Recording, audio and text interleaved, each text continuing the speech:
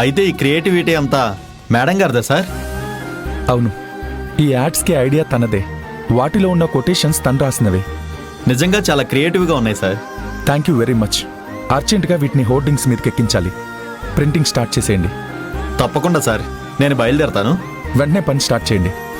ఇవన్నీ మీకు మెయిల్ చేస్తాను. అలాగే సార్. ఓకేనా? Thank you. Thank you.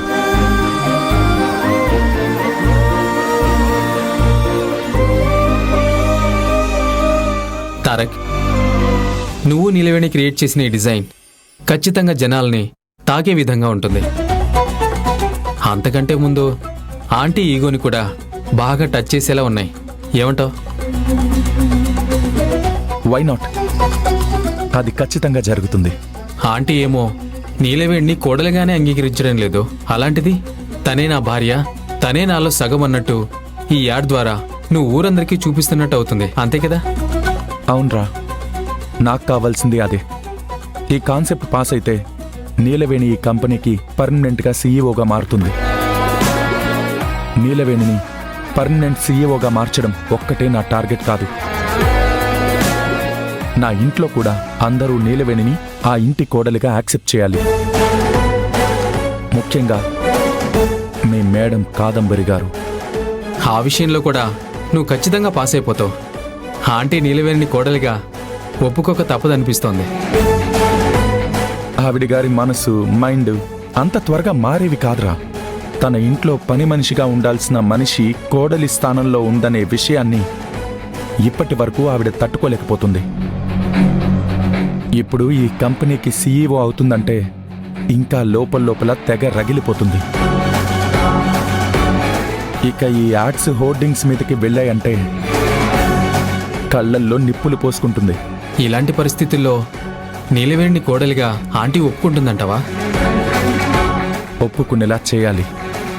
దానికోసమే ఈ ప్రయత్నమంతా. నీలవేణి కేవలం నేను తాళి కట్టిన భార్య కాదని, నా జీవితం అనే సామ్రాజ్యంలో నీలవేణి ఒక పట్టపు రాణి అని అందరూ మీ మేడం కాదంబరి గారి ముందు మాట్లాడుకోవాలి. అది విని విని ఆఖరికి ఏదో ఒక రోజు మీ మేడం నీలవేణిని నా ఇంటి కోడలు అని ఒప్పుకుని తీరాలి. ఒప్పుకుంటుంది, ఒప్పుకునేలా చేస్తా.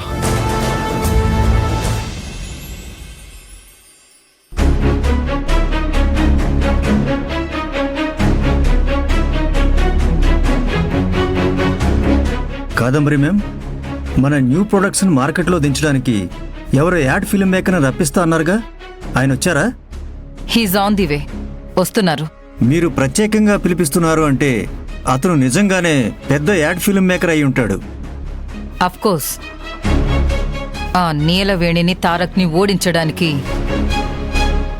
ఇండియాలోనే టాప్ యాడ్ ఫిల్మ్ మేకర్ అయిన పిక్చర్లోకి దింపుతున్నాను. ఏంటి, పిక్చరా? అవును, అతని పేరే పిక్చర్. ఏంటో పేరు చూస్తేనే పిచ్చి పిచ్చిగా ఉంది. ఈ పిక్చరు మనకేం పిచ్చెక్కిస్తాడో. ఏంటి, మీ కొడుకు కోడల్ని నేనెక్కడ జయించేస్తానోనని భయంగా ఉందా? లేదు, మీరందరూ కలిసి నీలవేణి ముందు ఎక్కడ ఓడిపోతారని భయంగా ఉంది. ఎంతో అనుభవం ఉన్నవాళ్ళం మేం. నిన్న కాక మొన్నొచ్చిన ఆ పిల్ల పిచ్చుక, చదువు సంధ్య లేని ఆ పల్లెటూరు ముద్దు మా మీద గెలుస్తుందా?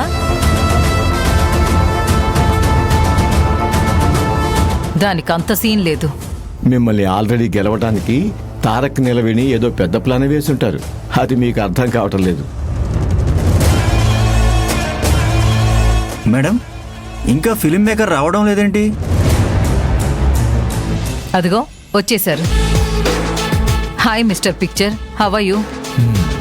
ఈ how are you, who are యూలతో నా టైం వేస్ట్ చేసుకోదలుచుకోలేదు. నా గురించి నేనే మీకు ఇంట్రడక్షన్ ఇచ్చేస్తాను.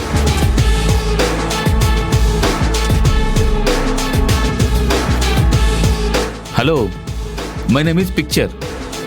నా పేరు పిక్చరే, నేను తీసేది పిక్చరే.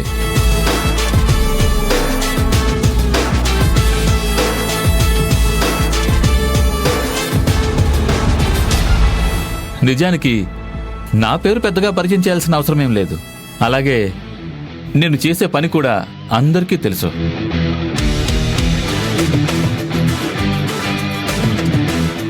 పిక్చర్ గారు, ఇప్పటికే మేము చాలాసేపు వెయిట్ చేసాం. ఇక అసలు విషయం మాట్లాడదామా? నేను మిమ్మల్ని వెయిట్ చేయించినందుకు నేనేం బాధపట్టలేదు.